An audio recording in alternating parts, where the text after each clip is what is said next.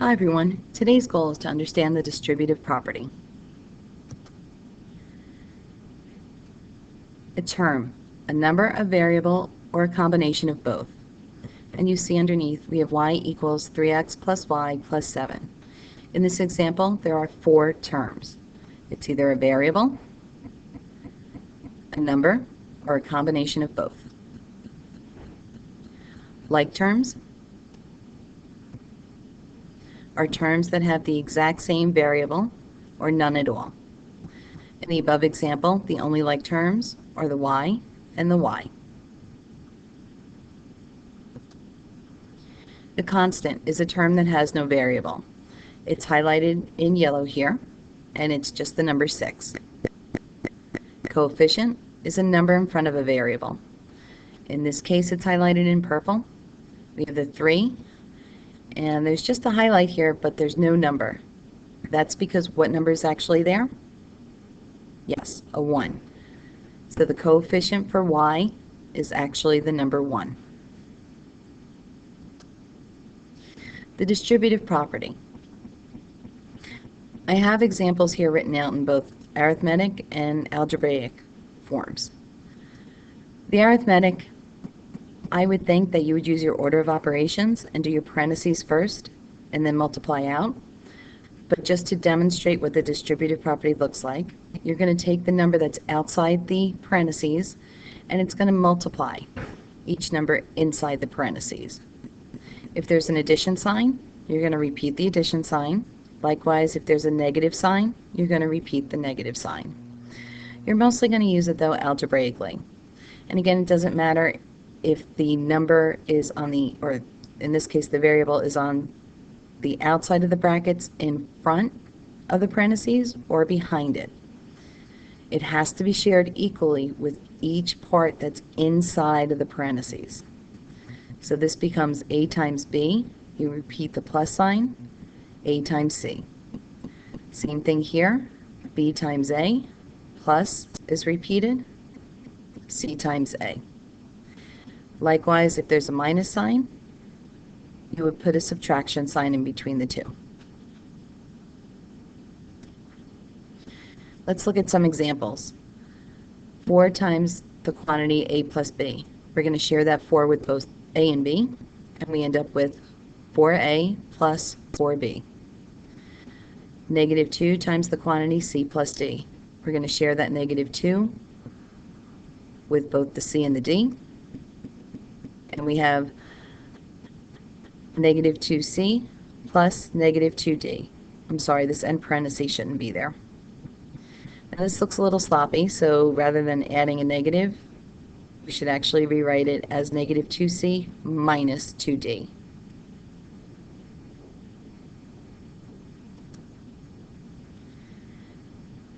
When one of your terms has a coefficient with it, you're going to take the number that's outside, and when you distribute it, you're going to multiply it by the coefficient. So in this case, we would have 2 times 3 times p minus 2 times 5. This becomes 6p minus 10. You can use the distributive property to help you do mental math. Now, take a look at these next 2 problems. Which one would you like to solve? Either 7 times 15 or 7 times 10 plus 7 times 5. This one over here is easier to do. You can do it right in your head. 7 times 10, 70, plus 7 times 5 is 35. So your answer would be 105. This way of breaking the numbers down is actually the distributive property in reverse. Because instead of thinking of 7 times 15, we can think of it as 7 times 10 plus 7 times 5. What sum is equivalent to the expression x plus 15 divided by 5? And you have to remember when we write this, we can actually break it up into 2 different fractions.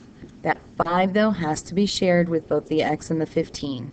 So it becomes x divided by 5 plus 15 over 5.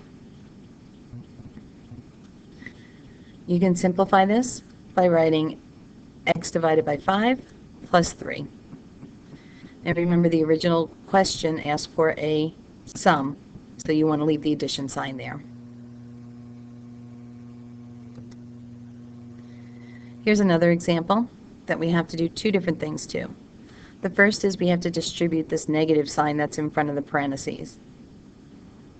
In order to do that, you have to remember that that negative sign is actually a -1. So we're going to multiply across the top, and we get negative 3x minus -2, all divided by 3. And we don't want to leave a minus and a negative together. It looks a little sloppy. So let's clean that up and say negative 3x plus 2 divided by 3. Okay, we can then break our fraction up and have negative 3x divided by 3 plus 2 divided by 3. We can simplify this first term because negative 3x divided by 3 is actually -1 times x, and then plus 2/3. This is the simplified form.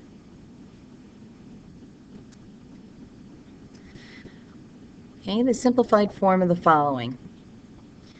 On our first example, we have 5x squared plus 7x squared. X squared is our like term, so we can combine them, and we get 12x. You want to think of it as x squared times 5 plus 7. Our next one is a little more, excuse me, a little more complicated. I'm just going to pull this up. We have 7x minus 5 minus 3x plus 2y plus 1. Let's change our minuses to adding the opposites.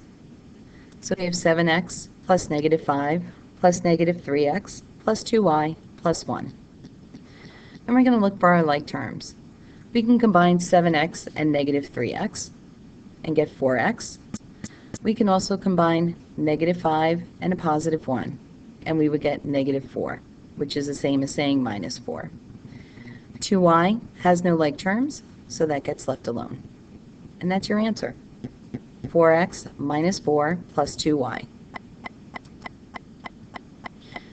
Here's two more for you to try.